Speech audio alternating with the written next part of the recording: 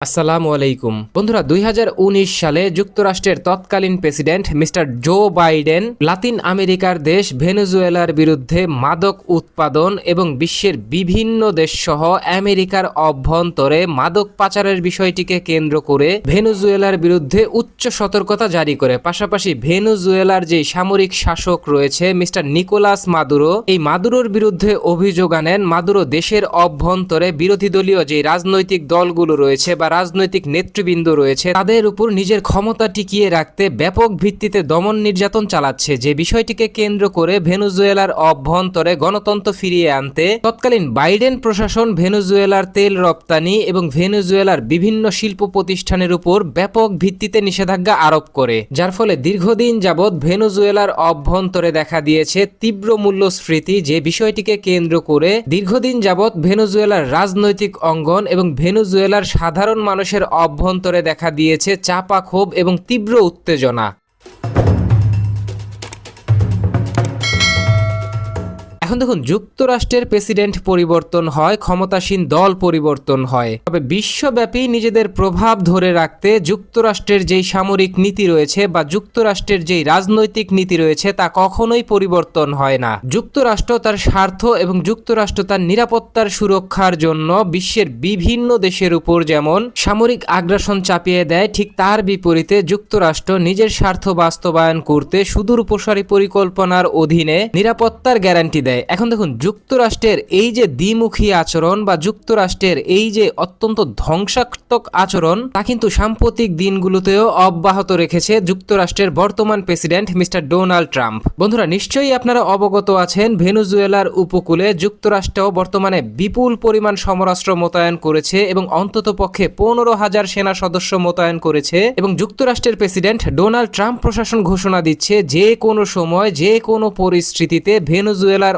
অভ্যন্তরে স্থল অভিযান শুরু করবে যুক্তরাষ্ট্র। তবে অবশেষে যুক্তরাষ্ট্র তার হুমকি ধমকির অবসান ঘটিয়ে গত 2 দিন আগে ভেনেজুয়েলার অভ্যন্তরে স্থল অভিযান প্রথমবারের মতো পরিচালনা করে। এক্ষেত্রে যুক্তরাষ্ট্রের পক্ষ থেকে নিশ্চিত করা হয়েছে তারা একটি ভেনেজুয়েলান ডকইয়ার্ডে ভয়াবহ ড্রোন হামলা পরিচালনা করেছে। এক্ষেত্রে যুক্তরাষ্ট্রের পক্ষ থেকে এটাও নিশ্চিত করা হয়েছে তারা ভেনেজুয়েলার উপকূলে ভেনেজুয়েলার যে ডকইয়ার্ডটিতে ড্রোন হামলা পরিচালনা করেছে এই ডকইয়ার্ডটি ব্যবহার করে ভেনেজুয়েলা বিশ্বের বিভিন্ন দেশে গোপনে তেল রপ্তানি করত। এখন দেখুন, যুক্তরাষ্ট্রের পক্ষ থেকে ইতিমধ্যেই ঘোষণা দেয়া হচ্ছে আগামী জানুয়ারি মাস অবধি চূড়ান্তভাবে ভেনেজুয়েলার তেল রপ্তানির উপর যেই ব্যাপক ভিত্তিতে নিষেধাজ্ঞা আরোপ করে রেখেছে 2 মাসের যুক্তরাষ্ট্র, তা চূড়ান্তভাবে বাস্তবায়ন করতে যুক্তরাষ্ট্রের নৌবাহিনী এবং যুক্তরাষ্ট্রের সশস্ত্র বাহিনী যেটা এই অঞ্চলে মোতায়েন করেছে সাম্প্রতিক দিনগুলোতে ক্যারিবীয় অঞ্চলে, তা ব্যাপকভাবে নিজের কার্যপরিধি বৃদ্ধি করেছে এবং যুক্তরাষ্ট্র সশস্ত্র বাহিনী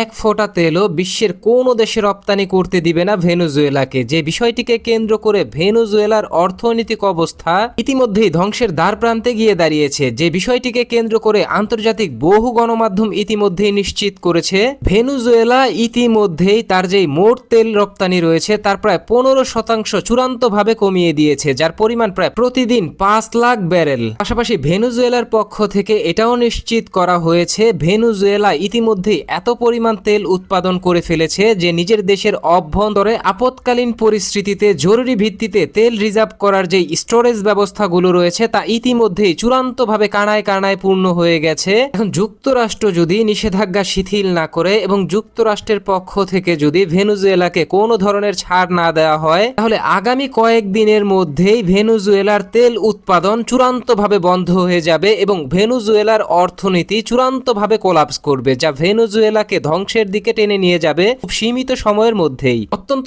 স্পর্শকাতর এই বিষয়টিকে কেন্দ্র করে বহু আন্তর্জাতিক বিশ্লেষক ইতিমধ্যেই ভেনেজুয়েলাকে নিশ্চিত করেছে বা ভেনেজুয়েলাকে সতর্ক করে দিয়ে বলেছে মাদুরো প্রশাসন যদি এই তেল উৎপাদন ব্যবস্থা চূড়ান্তভাবে বন্ধ করে দেয় এবং অভ্যন্তরে যেই তেল রয়েছে ভেনেজুয়েলার তা যদি রপ্তানি করতে চূড়ান্তভাবে ব্যর্থ হয় তাহলে কয়েক সপ্তাহের মধ্যে ভেনেজুয়েলার অর্থনীতি চূড়ান্তভাবে ভেঙে পড়বে, তার সাথে সাথে মাদুরো সরকারের পতনও ঘটবে, যে বিষয়টিকে কেন্দ্র করে নিশ্চিত করেই ধারণা করা যায় মাদুরো সরকারের হাতে সময় রয়েছে আর মাত্র কয়েক সপ্তাহ। আর এই কয়েক সপ্তাহ সময়ের মধ্যেই ভেনেজুয়েলার যে ক্ষমতাসীন দল রয়েছে বা ক্ষমতাসীন প্রেসিডেন্ট রয়েছে মিস্টার নিকোলাস মাদুরো তার চূড়ান্ত পতন ঘটতে যাচ্ছে।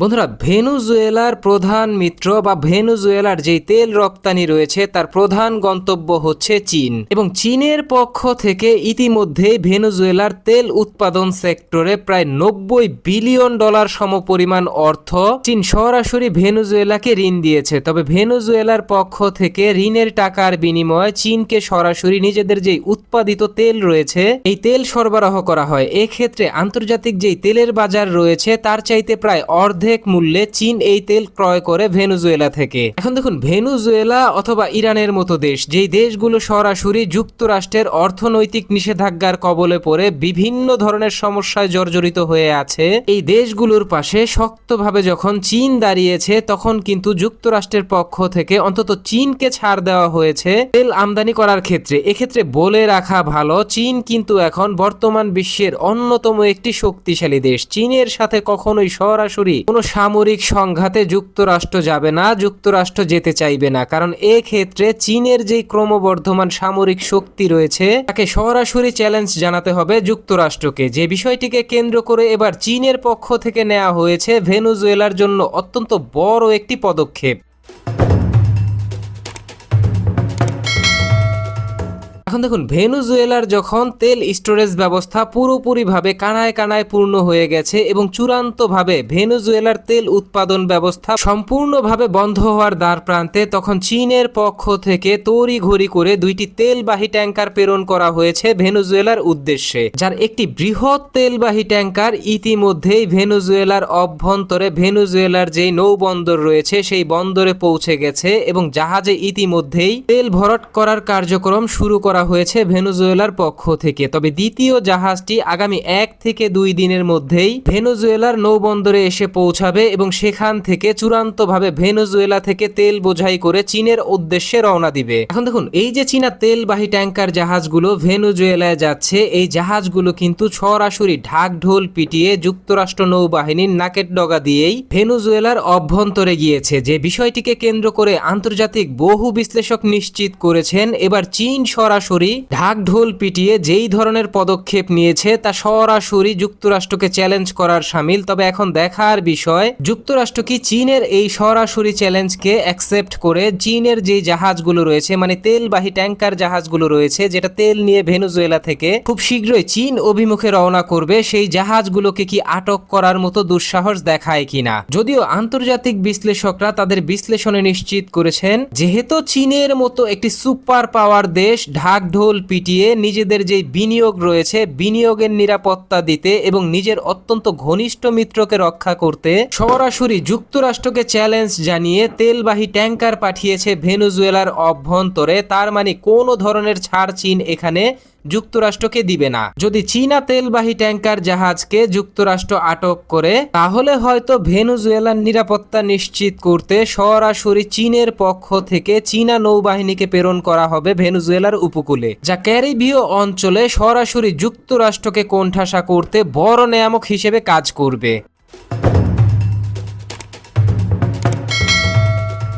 বন্ধুরা, যুক্তরাষ্ট্রের পক্ষ থেকে যখন ভেনেজুয়েলার অভ্যন্তরে চূড়ান্ত হামলার প্রস্তুতি নেওয়া হচ্ছে, তখন চীনের পাশাপাশি ইরানও শক্তভাবে ভেনেজুয়েলার পাশে এসে দাঁড়িয়েছে এবং ইরানের পক্ষ থেকে ইতিমধ্যেই ইরানি নিজস্ব প্রযুক্তিতে তৈরি শাহেদ কামিকাজি আত্মঘাতী ড্রোনের পাশাপাশি ইরানি যেই মহাজির সিরিজ রয়েছে, বিশেষ করে মহাজের 5 যেই ড্রোন রয়েছে যেগুলো সরাসরি যুক্তরাষ্ট্রের MQ-9 রিপার ড্রোনের সমকক্ষ, পাশাপাশি ইরানের যে শর্ট রেঞ্জ ব্যালিস্টিক মিসাইল সহ অ্যান্টিশিপ মিসাইল রয়েছে, এই ধরনের বিভিন্ন স্পর্শকাতর প্রযুক্তি ইরান ইতিমধ্যেই ভেনেজুয়েলার কাছে সাপ্লাই করেছে, যে বিষয়টিকে নিশ্চিত করেছে যুক্তরাষ্ট্রের ট্রেজারি বিভাগ। রিসেন্টলি যুক্তরাষ্ট্রের ট্রেজারি বিভাগের পক্ষ থেকে ভেনেজুয়েলা এবং ইরানের অন্ততপক্ষে 10 জন ব্যক্তি এবং ইরানি কুদস এভিয়েশন ইন্ডাস্ট্রি এছাড়াও ভেনেজুয়েলার ইমপ্রেসা অ্যারোনটিকা ন্যাশনাল, এই 2টি কোম্পানির বিরুদ্ধে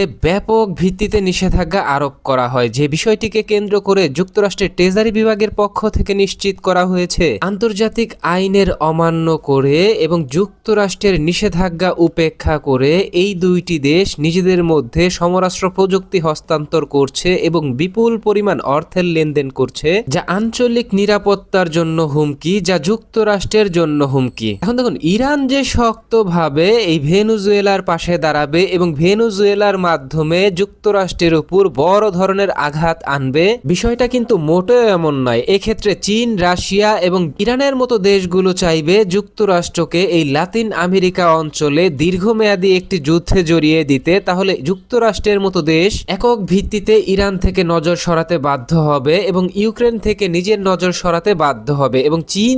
চীনের বিরুদ্ধে যেই বড় ধরনের পদক্ষেপ নেয়ার আগ্রহ রয়েছে